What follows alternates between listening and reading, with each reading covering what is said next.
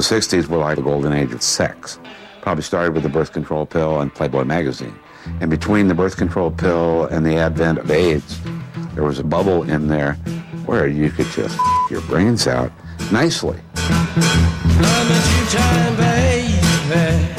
We were saying no more hypocrisy.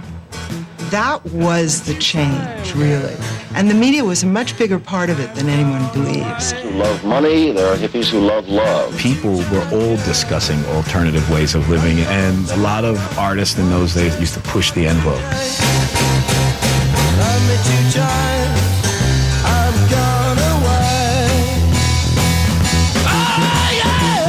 Things that caught my interest by the time I started writing movies were marijuana, abortion, marriage, adultery. The sexual revolution was underway, and extramarital sex was a natural follow-on to this cultural phenomenon. With that came a lot of moralizers. There was a war. It was a cultural war, and you had to choose sides, and it was a fun war. It was a war of performance almost.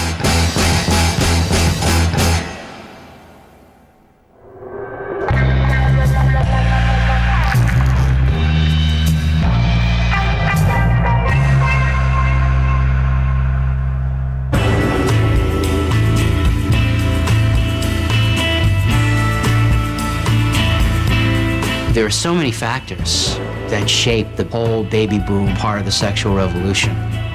By sheer numbers alone, it's a revolution unto itself. That and the fact that they were going to go out there and actually change things using the paradigm of the civil rights movement. The civil rights movement really showed the way. I mean, it was the master plan. Martin Luther King, through nonviolent protest, literally had a huge impact on society, and that became the role model for almost all the groups that followed.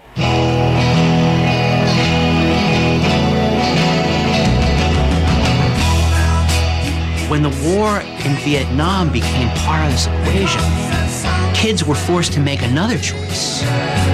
Just like they were going to make a choice about sexuality, now they were going to have to make a choice about how they felt about this war. As Vietnam started escalating, people were saying, make love, not war. And sex became actually a weapon. You know, chicks go topless, guys go topless. Why not chicks? You get an even sentence. As far as the National Guard, it's teasing. But shouldn't there be some respect for the sensibilities of respectable middle-class citizens? Well, like I said before, if they don't like it, they don't have to look. As the anti-war movement really begins gathering steam, and you have these groups like the Yippies, it was always about how they were going to outrage the bastions of traditional sexual morality, because that was the most incendiary thing they could think to do.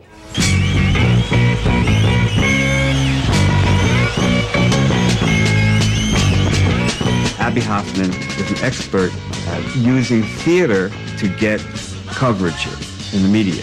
So before the demonstration at the Pentagon in October 1967, he made up a drug just to take off on the police spray mace. He called it lace.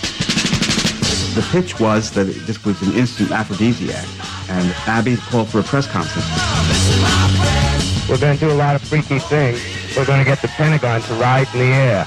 We're going to throw psychedelic bombs like the one at the end of the table. We're going to bring that down to the Pentagon. We're going to do things like that.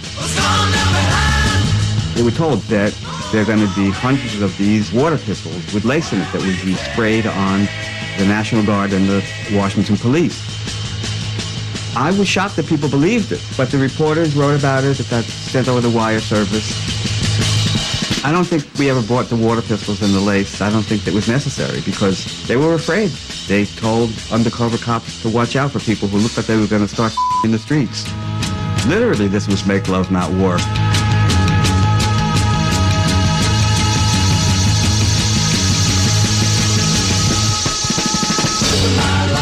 What more fun is it to do as a teenager than being at a riot?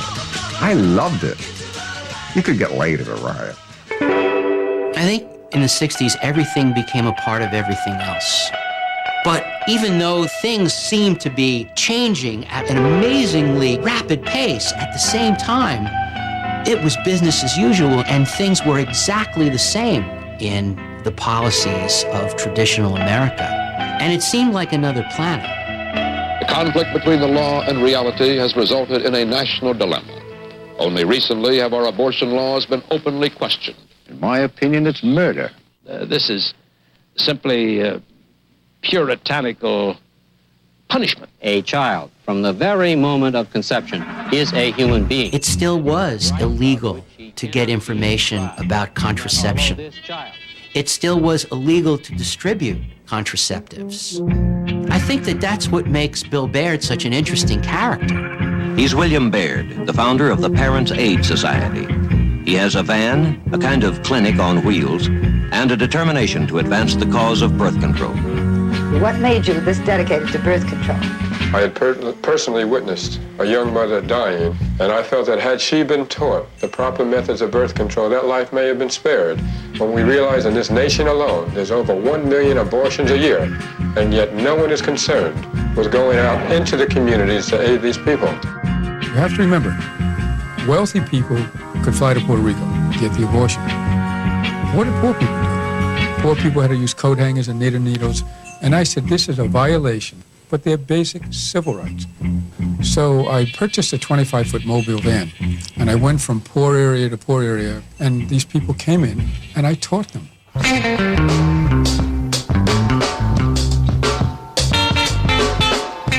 I'd like to tell you about the newer and better methods of birth control, Charlie, that really work. May I? Sure. The cream... We went from town to town with this van, distributing birth control.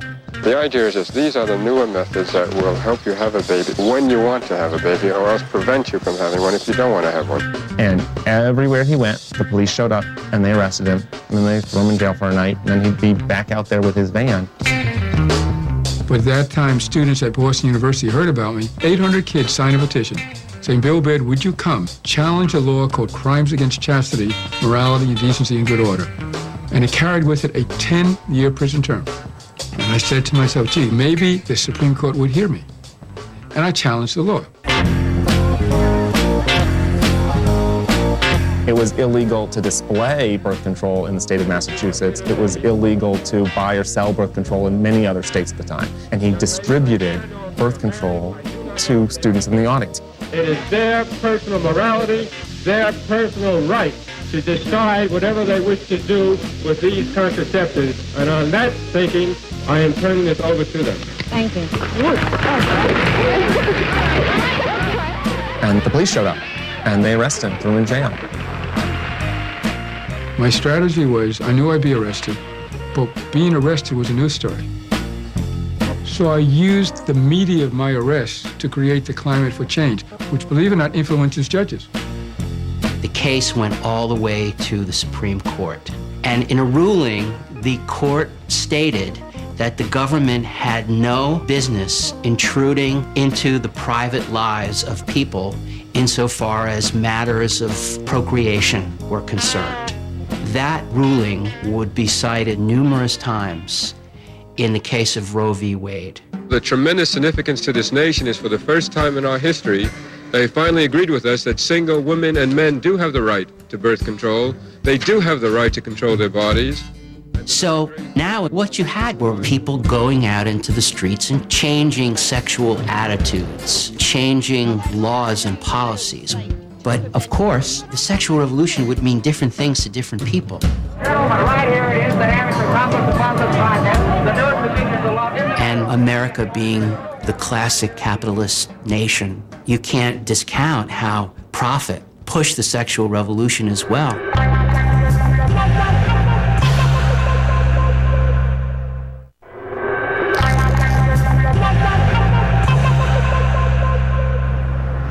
Los Angeles and San Francisco have given a new dimension to the word topless. The topless phenomenon may be just one more assault on the conventional morality. It also may be tied to the acquisitive instinct, another way of making money. In America, we have the concept, all types of ideas come into the marketplace. And if you as American citizens like it, you spend your money. If this type of conduct is offensive to the citizens of America, they won't spend their money.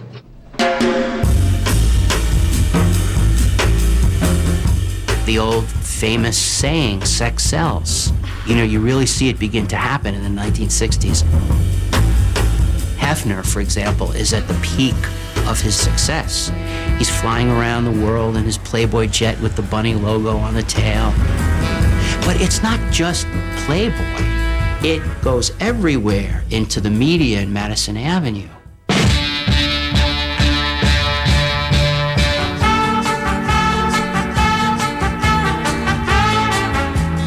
The secret of a dress like this is never look down, because if you do, you'll go home. It's very, very feminine, and I'm very happy, very pleased that they have these low necklines. People begin to understand how now we can use sex to market products in a way that had never really happened before. I just used what's probably the best deodorant around, 5-day pads. They're a little bit stronger. Each pad has more antiperspirant than any other leading deodorant. Now, zip me up. Does she or doesn't she? Does she or doesn't she?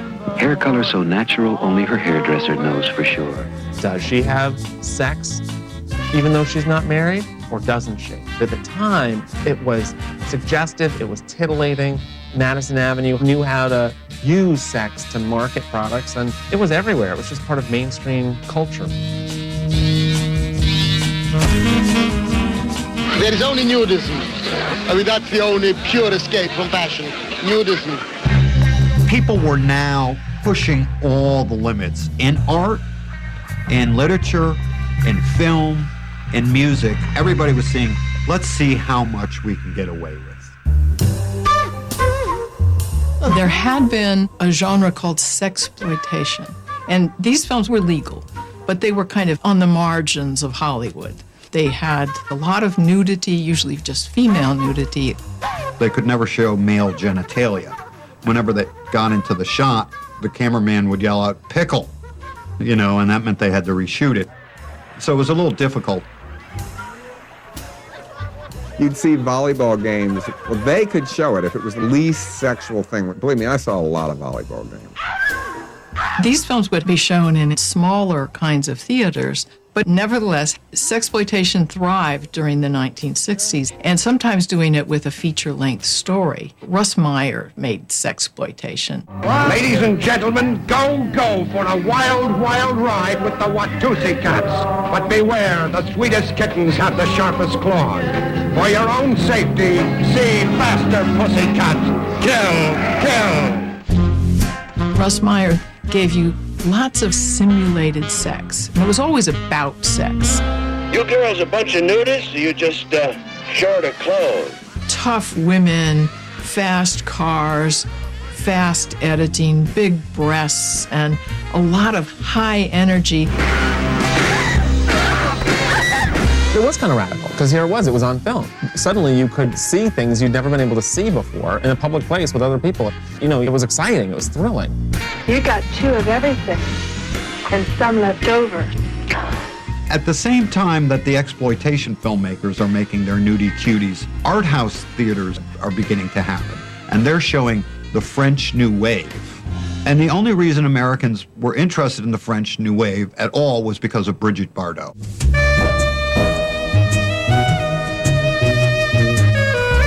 Bardot at her bare, bold, and brazen best. French New Wave, the Italians, Sophia Loren, all of these films were sexy. The foreign films are what changed Hollywood because they were smart, they were well done, and they had nudity in them. And you could get away with nudity in a foreign language if there were subtitles. That was the first way that eventually the barriers became to come down, because they would take them to court and they would win because they would be socially redeeming. And that was the thing that you had to prove. The Europeans had always had a corner on the market of showing adult sexuality because the Hollywood Production Code, which was in force until 1967, was really forcing American movies to remain rather adolescent in their representation of sexuality. It's not normal for two natural, healthy people to live together like this without sex. That's You why. keep bringing sex into the discussion, Dave. We agreed not to. You weren't allowed to have people in double beds. You could only show these absurd twin beds. Audiences were changing. People started wanting real people in real situations. No more la-di-da running hand in hand in through the waves of the beat. It was a lot of fun doing all that, but it was a lot of BS, you know, just total nonsense. As soon as the production code that had been in place since the 1930s is done away with, Hollywood begins wrestling with how far they're going to be able to go in talking about and in showing sex. And while the Hollywood films of that time do not explicitly convey sex, what they do is embrace sexual themes in ways that are very powerful and that had never been done before. And then you have films like The Graduate. Mrs. Robinson, you're trying to seduce me. And Guess Who's Coming to Dinner? We want you and Mom to state absolutely clearly that you have no objections whatever, and that when we do get married, we'll have your blessing. And the entire film is about the very sort of issues and questions that the Supreme Court would have to wrestle with in adjudicating the case of Loving versus Virginia, which was the case of a black woman who had fallen in love with a white man and could not marry because of the miscegenation law. It wasn't in 1967 that they finally challenged the Virginia law. It took 100 years after the Civil War just to have interracial marriage finally validated in all 50 states. So the same year that the law is struck down, Hollywood produces a landmark motion picture which reflects changing values and realities. Do you mean have we been to bed together? I don't mind you asking me that. We haven't. He wouldn't. As the sexual revolution progresses, of course, Broadway gets more sexual. Plays like Oh, Calcutta, where people get naked. People start showing up by the busloads. Housewives from the Midwest come to New York just to see Oh, Calcutta, a Broadway show where people are doing skits about masturbation and orgasm. What are you doing, you maniac? It's role reversal time! This had to have changed the way they viewed their own lives. Do you think it should be legal for nude bodies to be shown on the stage? If they're good looking, yes. Why not? If they like it, let them have it.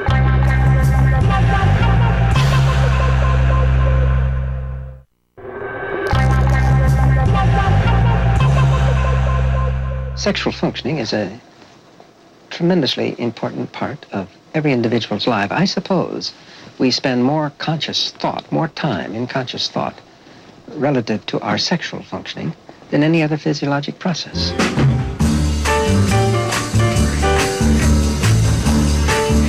If Kinsey was the sexual luminary of the 1940s and 50s, a husband and wife couple became the sexual superstars of the late 60s and early 70s, and their names were Masters and Johnson. William Masters was a medical doctor, and his assistant, Virginia Johnson, whom he later married, co-wrote two landmark books. The first one was called Human Sexual Response, and it came out in 1966, and then Human Sexual Inadequacy, which came out in 1970. Masters and Johnson studied the orgasm. They used these transparent plastic dildos to show the different stages of a woman's orgasm. Couples would go to the Masters and Johnson clinic and have sex while Masters and Johnson watched them or had electrodes on them so that they could measure their heartbeat. They pretty much proved that the female orgasm originated in the clitoris. And there was a great deal of talk about, was the orgasm clitoral, was the orgasm vaginal? Suddenly it was like, hello, America. Welcome to the female orgasm. Masters and Johnson represented that the clitoral orgasm was not only better, but it was capable of multi-orgasms. Not only did it put women's sexuality forefront as a major national news story, but now it becomes this whole fuel for the sexual power of women. Meet the most beautiful creature of the future. If you look at the movie Barbarella, it was like taking Masters and Johnson's idea and running with it. Barbarella is a 5-star, double-rated astronavigatrix Earth girl whose specialty is Love. The orgasm machine was kind of about that in a very sort of kinky, perverse way. Jane Fonda is captured by the villain Duran Duran, who puts her in his excessive machine. And the idea is that the villain will, by playing the notes on this machine, force her to have such an orgasm that she will die of pleasure. So what happens is she just keeps having more and more and more pleasure, and the machine starts to fizzle and to smoke and to flame, and the machine is ruined. So the woman's body, in its capacity for pleasure, outdoes the machine. And it's wide-eyed Jane showing you the face of female orgasm.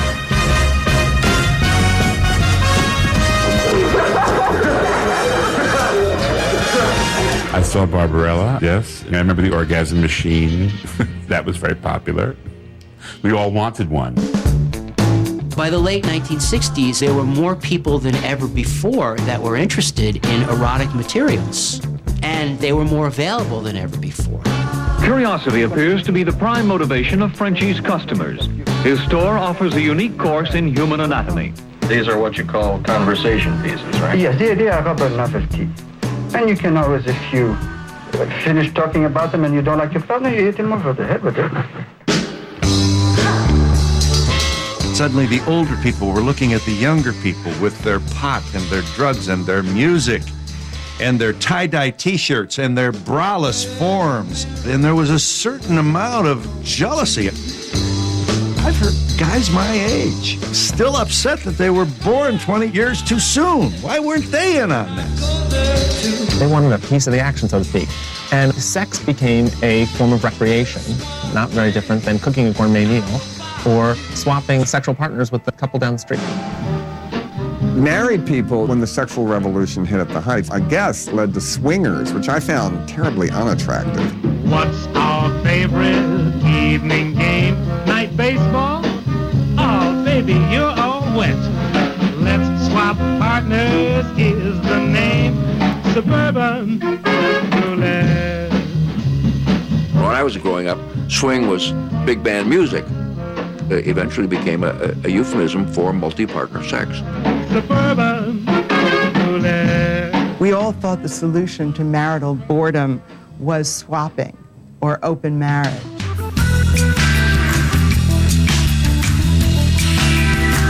I got divorced in '65, and I had this new boyfriend, and he was as curious about sex as I was. And that was about the time when there was a couple of newspaper articles where they were talking about group sex. And the minute I heard the word, I thought, that's what I want to do. So we went to our first party together and never looked back. And that's when I got my first experience with what I called democratic sex. It was mind-boggling. And as far as I was concerned, it was a spiritual experience.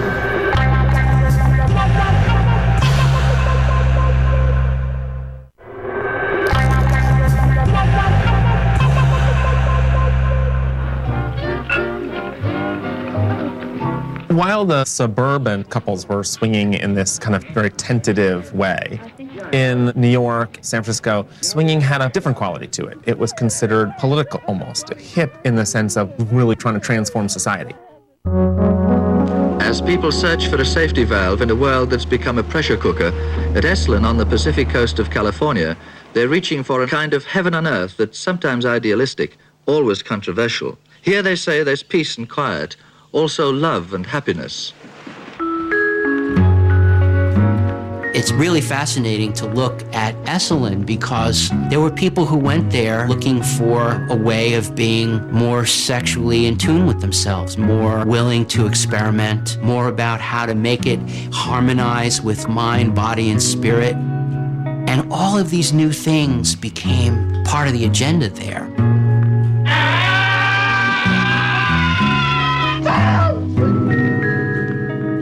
People were looking for some kind of magic cure. If I go to Esalen, if I go to Big Sur, if I rush out and hug people, this will somehow make me happy. This will take care of all those things that obviously all of my worldly goods are not taken care of. Get in touch with all those fans in you. They're mostly moneyed middle-class men and women searching for answers to personal problems, hoping to find some solution in what are called encounter groups. It's not that they're maladjusted. Most of them are too well-adjusted. Esalen tries to release them. If you look at the film Bob and Carol and Ted and Alice, it's interesting because it really begins at Esalen. When it came time for the Bob and Carol stuff, I actually went to and experienced the Esalen experience, which was being with a dozen people in a 48-hour marathon. We're led by somebody who asked, "Why did you come here?" And many of the things that are in the movie happened there. One woman said, "I'm here because I want a better orgasm."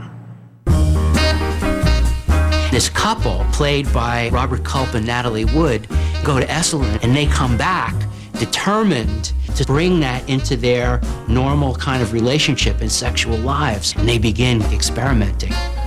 Hi, Bob. Hi. That's a pretty girl. I see. The Diane Cannon character has visceral reaction to the knowledge that these two dear friends have had affairs with other people. The point is not that he told her. The point is that he did it. That he cheated on his wife. That he cheated on Carol. I agree, that's bad.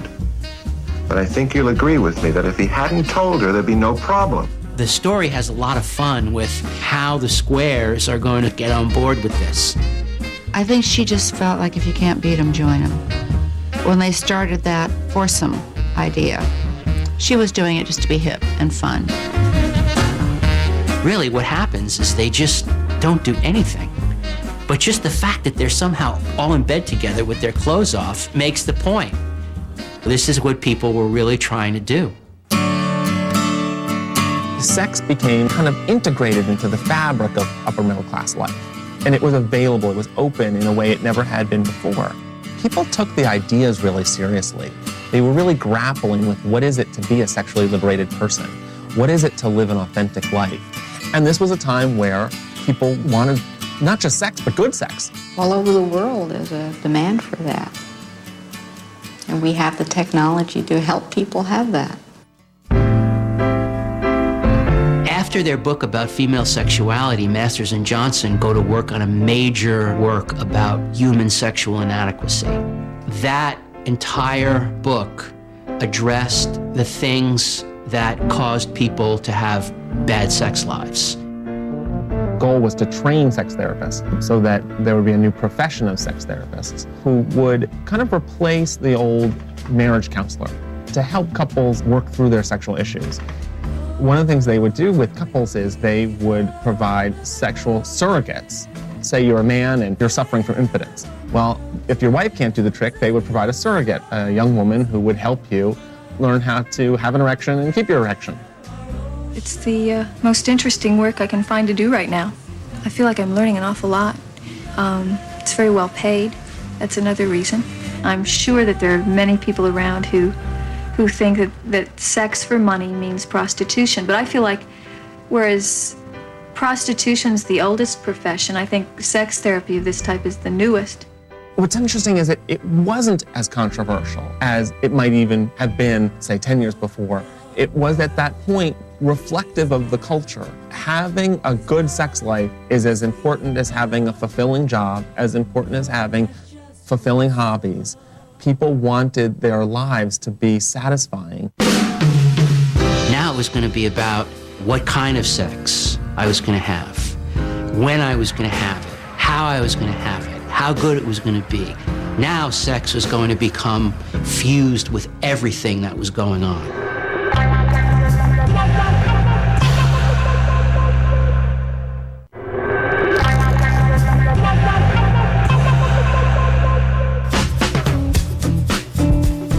Lots of things can be called the key moments in the sexual revolution, but probably the heyday was the late 60s.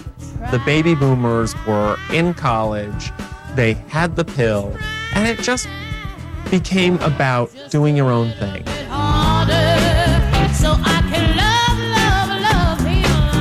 Only there were rules against it. There were happenings, there were beings, there were love-ins, but at Barnard College in 1968, you still couldn't have a guy in your room. You couldn't live with a guy off campus. I remember when I was at Cornell, guys could live wherever they wanted. Women, and we were supervised. We had to live in dormitories and check in at 10:30 at night. The whole idea of a college had been, especially for young women, that it was an institution that played the role of parents. But at Barnard College in New York, which is a college for women, there was a young woman, and her name was Linda LeClaire. And she was living with her boyfriend, Peter Baird. Peter and I knew the rules, so I said to Barnard that I was working as a nanny. And I filled out all the forms, and I said I was living off campus. Definitely against the rules. When the media got wind of it, they blew it into a big deal because it was like, my God, this is scandalous. Linda, how long have you and your young man been cohabitating? Peter and I have been living together since May of '66, about 2 years now. And are you thinking about marriage?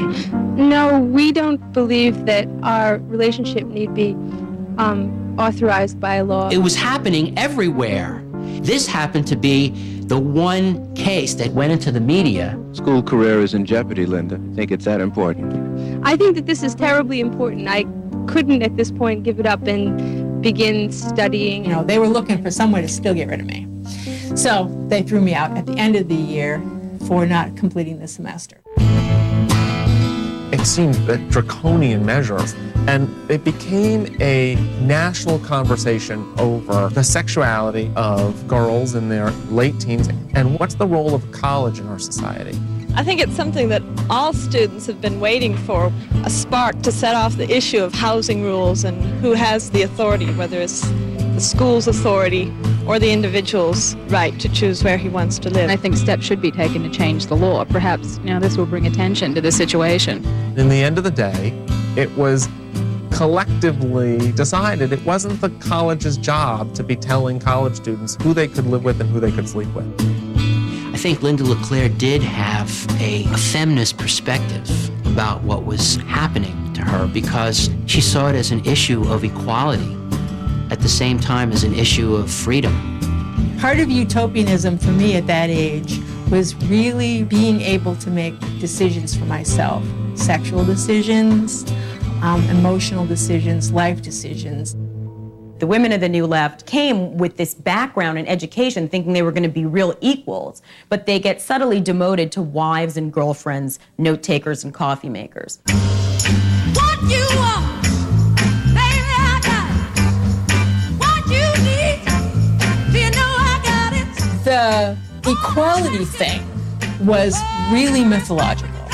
You'd go to the meetings about the war or whatever, and have us girls go make the coffee and mimeograph the things and sit back and be admiring. And you have to listen to the guy talk about his theories on, the war and all that stuff until it was like, okay, can we have sex now? R-E-S-P-C-T, find out what it means to me. R-E-S-P-C-T. In 1968, the women's movement was just a few people sitting around talking about their dissatisfactions with the guys in their lives, stuff like that. Always talk about him. Why can't you talk about me? I mean, I'm there. It takes two to have a date. And the leftist women were always on our case. How could these women sit around and talk about themselves when the ghettos are burning and Vietnam is burning? So they were always attacking this new feminism, saying, what do you do besides sit around and bitch? What are your actions? So somebody said, why don't we demonstrate against the Miss America contest and challenge that view of women? So about 100 women showed up in Atlantic City. It was not against the contestants, it was against the contest and the idea that how you looked became the determinant of whether you got a scholarship to college or not. So there was a demonstration against the Miss America meatpacking contest. Same old game, you never change. Always rapping about the same old thing. They put an ash can on the Atlantic City boardwalk and dumped bras and steno pads and aprons and all kinds of symbols of stereotypical female roles into it, which they were going to burn, but they never did because they couldn't get a fire permit. I think there may have been a couple of women in other cities who said, oh, this is the women's movement, I'll burn my bra. But it was never anything that people really did. And over the years, I'll speak to a reporter who'll say, well, do you remember those years when you burned your bra? And I said, I never burned my bra. And they say, yes, you did. Is the bra slipping? Does support of women's lib necessarily mean non-support of anything else? Well, there's no doubt about it. We do live in a period of increasing liberation. And to a lot of women, that means liberating the body, freeing it from all those artificial restraints that have kept it hemmed in and uptight. Bras? I really think anybody can do whatever they want to. Me personally, no, depending on what I'm wearing, of course. For me, no bra. You look fine without one. I wear one. If the weather is cold, put one on.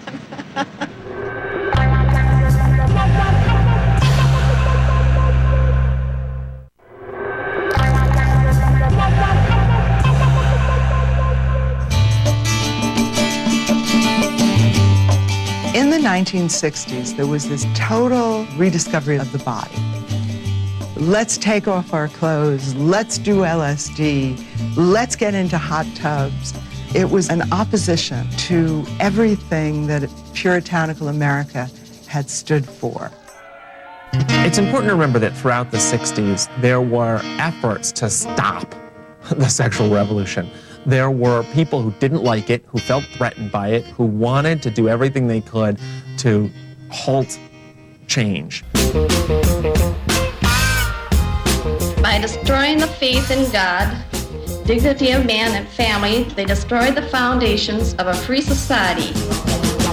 You already saw what was going to happen. No sooner did you have the counterculture and its open, provocative sexual values than you have a reaction to it. What's the point in going around dirty? Do these people bathe? Are they dirty? Yes, half of them smell so bad. I don't want to stand it. It wasn't just the hippies, it was a whole range of things. As soon as people wanted to start teaching sex education in school, for example, there were people against it. I would propose to rename sex education. It should be called what it really is, programmed perversion. The whole issue becomes like this linchpin of the culture war. This is a much more fundamental fight than the fight about sex education. This is a fight about who shall determine the quality of life in this society. It was also a counter-reaction to the provocative imagery in movies, the relaxed standards on television, the books that had become so free, and the flourishing in places like Times Square of what had been an underground culture of smut. We've taken God out of our schools and put all of this in. And I think America is in for the judgment of God unless we turn around and change our way of living.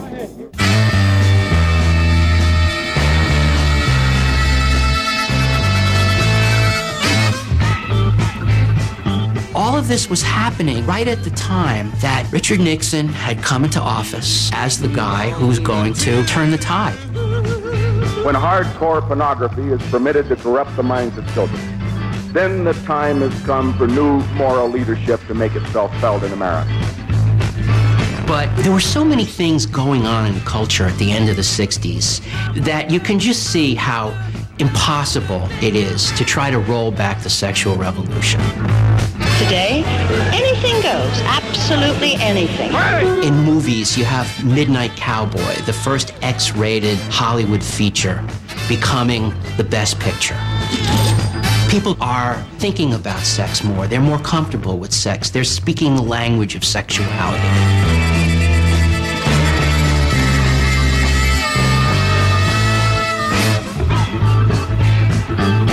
Mr. Graham, I read that you don't believe in premarital sex relations. Is this true? It's not a matter of what I believe, it's what the Bible teaches. And the Bible teaches that premarital sex relations are wrong. Yeah, that's funny. To me, that would be like, like driving a car, getting a driver's license without a learner's permit first. Did people's behavior change? Yes, but it changed more in the fact of openness. Suddenly you could celebrate nudity and drugs and, rock and roll. You see the counterculture completely peak at Woodstock. When that happened, all America looked at it and said, wow, these kids have really created a kind of alternative culture for themselves. We found a way to establish our own generation standards and make ourselves different the way each generation does. And we were pretty damn happy. And it involved lots of sex.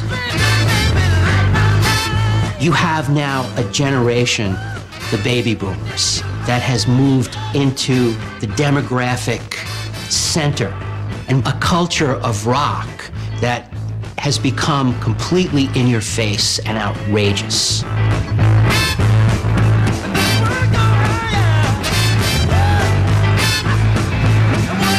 Sex is out of the closet. And by the end of the 1960s, you have women organizing and early stirrings of gay liberation. When those things happened, you just knew it. The cat was out of the bag. And all hell was going to break loose. We are coming from the power of love, and that will sustain us. For we must be free, we will be free, we shall be free.